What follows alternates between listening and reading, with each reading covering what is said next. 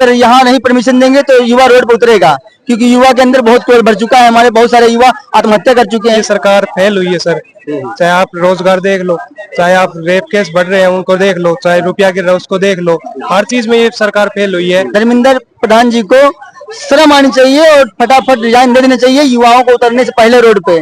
पीछे sir BJP को ही करते आए हैं, पर अब आगे नहीं करेंगे सर। इस वक्त हम मौजूद हैं संसद मार्ग दिल्ली में, और जहां पर कांकरोच पार्टी के संस्थापक अभिजीत दीप के कुछ समय बाद यहां पहुंचने वाले हैं, लेकिन युवाओं ने यहां आना शुरू कर दिया है। आज उनसे बातचीत करेंगे, युवाओं से पूछेंगे कि वो दिल्ली में अभिजीत के लिए आए हैं, कांकरोच पार्टी के लिए आए हैं, बेरोजगारी के लिए आए हैं, या किसी अन्य मुद्दे के लिए आए हैं। क्या नाम है आपका? साहिल। साहिल, कैसे आना हुआ है सर? जिससे कि युवा में आक्रोश है रोजगार के प्रति, और रेप बढ़ रहे हैं, और जो न्याय के प्रति जो न्याय नहीं मिल रहा लोगों को उसके प्रति, उसके लिए आए हैं सर। सरकार ये सरकार फेल हुई है सर। चाहे आप रोजगार देख लो, चाहे आप रेप केस बढ़ रहे हैं उनको देख लो, चाहे रुपया गिर रहा है उसको देख लो, हर चीज में ये सरकार फेल हुई है।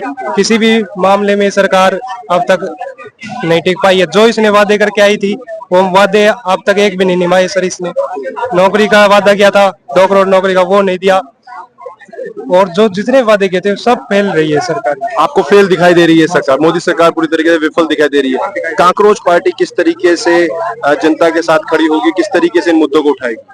सर अभी तो कुछ कह नहीं सकते, पर ये है कि ये युवाओं का आक्रोश है, सिर्फ युवाओं का गुस्सा है इसमें, इसलिए ये पार्टी बनी है। अगर ये नीट कहाँ से आए हैं आप? महेंद्रगढ़ से, हरियाणा। हरियाणा से आए हैं। हरियाणा में युवाओं के लिए रोजगार मिल रहा है? नो सर, बिल्कुल। हरियाणा में तो जितनी बेरोजगारी है उतनी सर किसी स्टेट में नहीं है।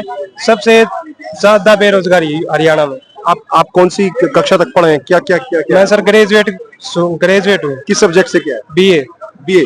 क्या सब्जेक्ट थे? History, economics, Hindi, English. History, economics, Hindi, English. उसके बाद कोई नौकरी की तलाश नहीं की? कर रहा हूँ सर, नौकरी की तैयारी कर रहा हूँ। तभी आया हूँ सर। तभी आए कांकरोच पार्टी को समर्थन करने के लिए आए। अभी तक किसको वोट करते आए? पीछे सर बीजेपी को ही करते आए हैं, पर अब आगे नहीं करेंगे सर। आगे बीजेपी को वोट नहीं करेंगे।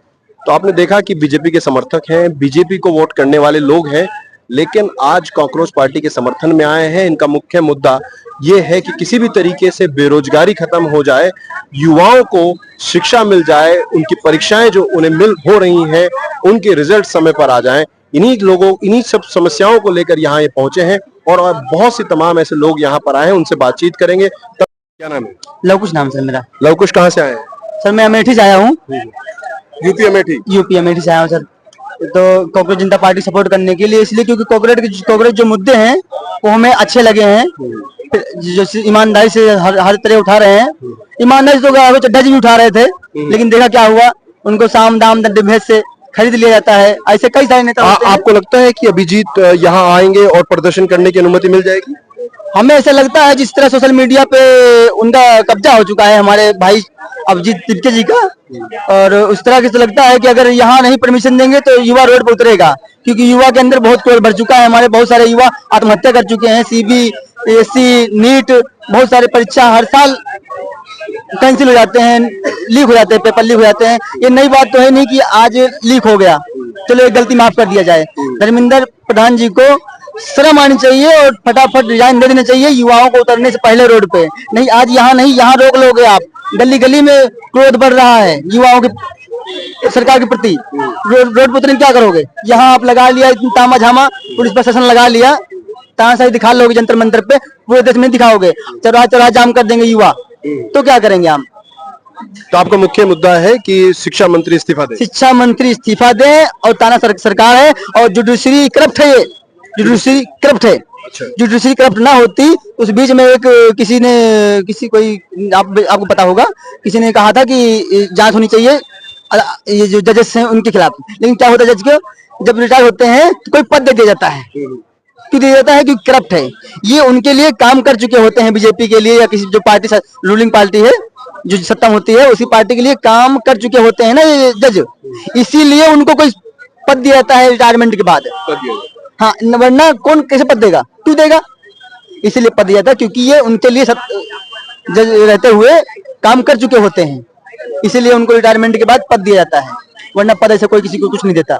उत्तर प्रदेश में क्या उम्मीद है, योगी आएंगे या वापस जा रहे हैं? नहीं, इस बार बहुत मुश्किल है, क्योंकि जिस तरह से तानाशाही और जो राघव चड्ढा जैसे लोग पहले बात उठाते हैं फिर उनको बिक जाते हैं, साम दाम दंड भेद से बिक जाते हैं।